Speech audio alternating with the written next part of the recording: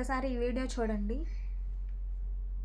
కోర్టులో ఒక ఇంజెక్షన్ కంటే అది రియాలిటీకి ఎంతవరకు దగ్గరగా ఉంటుంది సార్? అదే actually good you ask the question sir. There is really నిజంగానే స్పైనల్ మస్కులర్ అట్రోఫీ అనేది ఒక చాలా పెద్ద ప్రాబ్లమ్ గానే తయారైంది కంట్రీలో. ఇప్పుడు థౌసండ్స్ ఆఫ్ కిడ్స్, కొన్ని వేలలో పిల్లలకి డయాగ్నోసిస్ ఇప్పుడు డాక్టర్స్ కూడా తెలుసుకుంటున్నారు ఈ ప్రాబ్లమ్. ఇంత ముందు గతంలో ఏంటంటే అసలు ఏం జరుగుతుందో తెలియకుండా చనిపోయేవాళ్ళు. ఇప్పుడు డయాగ్నోసిస్ ప్రాపర్ గా జరుగుతుంది. దీనికి ఏంటంటే ఒక జీన్ ట్రీట్మెంట్ ఇస్తారు.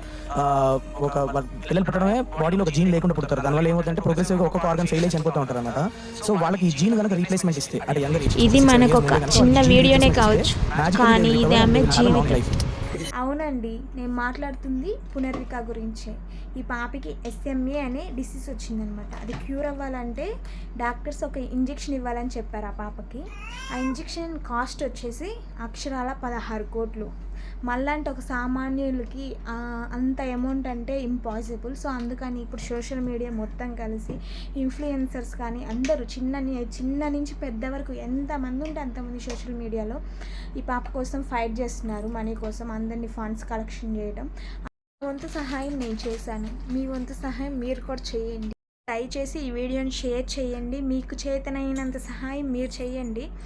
ఇక్కడ QR కోడ్ నేను ఇస్తున్నాను అనమాట. మనమంతా కలిసి చిన్నారికి తోడుగా నిలబెడదాం.